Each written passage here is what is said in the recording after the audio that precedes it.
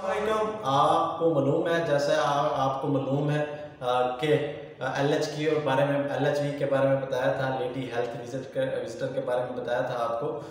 जो अपना देहाती मराकज़ में या शहरी मराकज़ में या किसी भी पॉइंट या किसी भी एरिया पर अपना रूलिंग फैमिली प्लानिंग गाइडलाइन के हवाले से इसको हेल्थ में काफ़ी इक़दाम सर अंजाम देती है।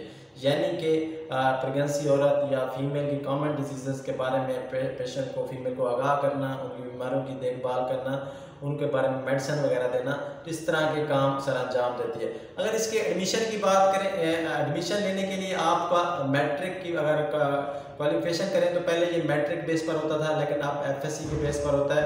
आपके कम से कम मैट्रिक में 45% बायोकेमिस्ट्री फिजिक्स का होना लाजमी है, और फिज़िक्स के अपना FSC के अंदर भी आपके मार्क्स अपना 45% लाजमी होने चाहिए, और इसके अलावा बाकी बायोकेमिस्ट्री फिजिक्स का भी होना लाजमी है। जो एज की लिमिट आपको बताई जाती है 14 से 35 साल के करीब बताई जा रही है।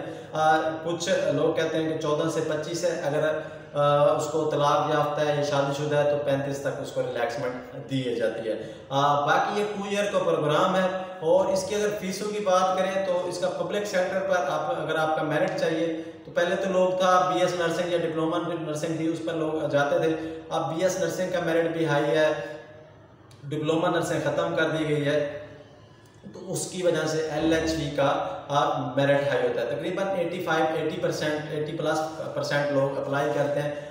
उम्मीद आप इस तरह करें 72+ आपके मार्क्स होने चाहिए अगर पब्लिक सेक्टर पर आपने दाखिला लेना है, यानी कि किसी सरकारी इदारे में आपने दाखिला लेना है। अगर प्राइवेट इदारे में लेना है तो फिर आपको 45% 50% नंबर का होना लाजमी है। और दूसरी अगर बात करें इनकी मेरिट फीसों की बात करें, अगर आपकी पब्लिक सेंटर पे हुई है तो आपको वजीफ़ा मिलेगा।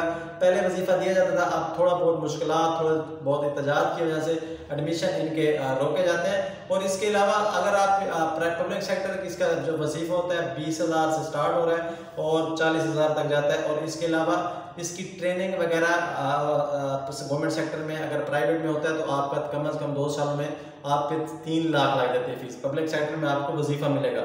दूसरा पब्लिक सेक्टर का ये फ़ायदा होता है, आपकी जितनी भी होगी ट्रेनिंग, आपका अगर 12 बजे तक क्लास है, 12 से 3 बजे तक आपको किसी गाइनिंग पॉइंट पर रखा जाता है, वहाँ आपको काम सिखाया जाता है। तो थोड़ा प्राइवेट सेक्टर में कम प्राइवेट हॉस्पिटल है, अगर है भी सही, उनके पास पेशेंट एवरेज बहुत ही कम है, तो उसकी वजह से इनको मुश्किलात होती है।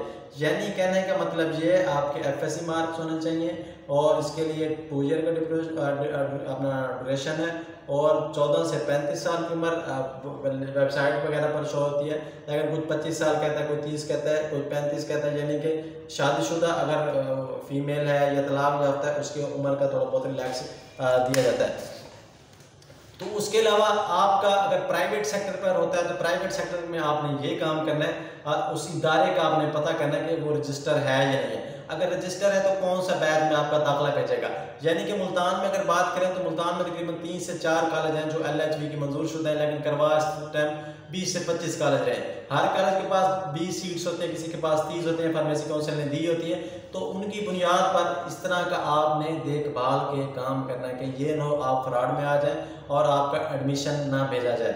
तो इसके लिए आपने खास ख्याल करना है। LHV में अगर जाना चाह रहे हैं तो प्राइवेट में LHV के मेरे ख्याल से उससे बेहतर आप OT का कोर्स कर लें तो ज़्यादा बेनिफिट रहेंगे।